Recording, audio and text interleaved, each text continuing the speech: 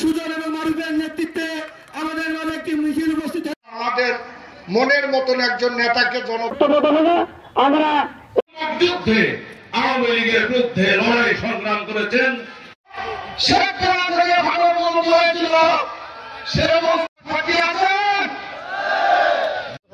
আমি কৃতজ্ঞতা যিনি মনোনয়ন চাই তিনি কোথায় মনোনয়ন চাই এই বিএনপি 14 এবং মধ্যুৎসর এবং 15 নম্বর অনুরোধ জানাচ্ছে ইসলামী বিশ্ববিদ্যালয়